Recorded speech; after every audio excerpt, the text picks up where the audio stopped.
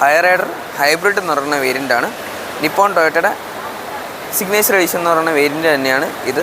കഴിഞ്ഞ വീഡിയോയിൽ നമ്മൾ ഹൈ ക്രോസ് പരിചയപ്പെട്ടു. ഈ വീഡിയോയിൽ നമ്മൾ അർബൻ ക്രൂസർ ഹൈറൈഡറാണ് നോക്കുന്നത്. ഫ്രണ്ടിലേക്ക് നോക്കിക്കഴിഞ്ഞാൽ ഇവിടെ ഒരു കാർബൺ ടെക്സ്ചർ പോലത്തെ ഒരു ഫിനിഷ് ഉണ്ട്. ഇത് സിഗ്നേച്ചർ എഡിഷനിൽ വരുന്നതാണ്. അതുപോലെ തന്നെ താഴെ ബമ്പറിലേക്ക് നോക്കിക്കഴിഞ്ഞാൽ ഒരു ബ്ലാക്ക് ഇൻസേർട്ടും അതിൻ്റെ പുറമേറ്റ് റെഡ് ഇൻസേർട്ട് ലൈനും പോകുന്നുണ്ട്. പിന്നെ സൈഡിലേക്ക് നോക്കുകയാണെന്നുണ്ടെങ്കിൽ നമുക്ക് മിറേഴ്സിൻ്റെ അവിടെ ഫ്രണ്ടിൽ കണ്ട അതേ കാർബൺ ഫൈബർ ഫിനിഷ് കൊടുത്തിട്ടുണ്ട്. അതുപോലെ തന്നെ താഴെ നോക്കുകയാണെന്നുണ്ടെങ്കിൽ അലോയ്സ് ബ്ലാക്ക് ഡോട്ടാണ്. അതുപോലെ തന്നെ ക്ലാഡിങ്ങും പിയാനോ ബ്ലാക്ക് ഫിനിഷ് കൊടുത്തിട്ടുണ്ട്. പിന്നെ മേജർ ചേഞ്ച് വരുന്നത് ഇൻറ്റീരിയേഴ്സിലാണ്. ഒരു റെഡ് ആൻഡ് ബ്ലാക്ക് കോംബോയിലാണ് ഇതിൻ്റെ ഇൻറ്റീരിയേഴ്സ് വരുന്നത്. കാണുമ്പോഴേ ഒരു സ്പോർട്ടി ഡിസൈനാണ് ഇത് നൽകുന്നത്.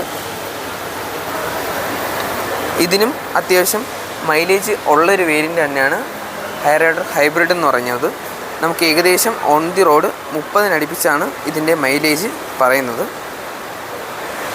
ഇതിൻ്റെ പവർ ഔട്ട്പുട്ട് പറയുകയാണെന്നുണ്ടെങ്കിൽ കമ്പനി പറയുന്ന മൈലേജാണ് 27.97 km/L എന്ന് പറയുന്നത്. അത് നമ്മൾ ഒരു മാനുവേറ്റ് ഓട്ടിക്കുകയാണെന്നുണ്ടെങ്കിൽ ഓൺ ദി റോഡ് നമുക്ക് 30 അടുപ്പിച്ച മൈലേജ് കിട്ടും. ഇതിൻ്റെ പവർ ഔട്ട്പുട്ടിനെ കുറിച്ച് പറയുകയാണെന്നുണ്ടെങ്കിൽ ഇതിൻ്റെ പവർ ഔട്ട്പുട്ടിനെ കുറിച്ച് പറയുകയാണെന്നുണ്ടെങ്കിൽ 80 PS ഓഫ് പവറും അതുപോലെ തന്നെ 141 Nm ഓഫ് ടോർക്കുമാണ് ഇത് ഉൽപ്പാദിപ്പിക്കുന്നത്.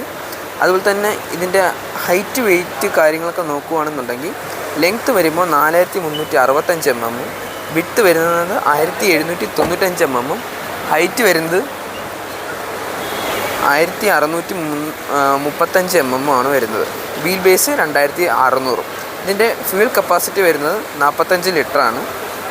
അതുകൊണ്ട് തന്നെ മൈലേജിന് ഒരിക്കലും നിങ്ങളിപ്പോൾ കണ്ടുകൊണ്ടിരിക്കുന്ന variant Hyryder hybrid top model, അതായത് വി ഓപ്ഷനാണ് ഇപ്പോൾ കണ്ടുകൊണ്ടിരിക്കുന്നത്.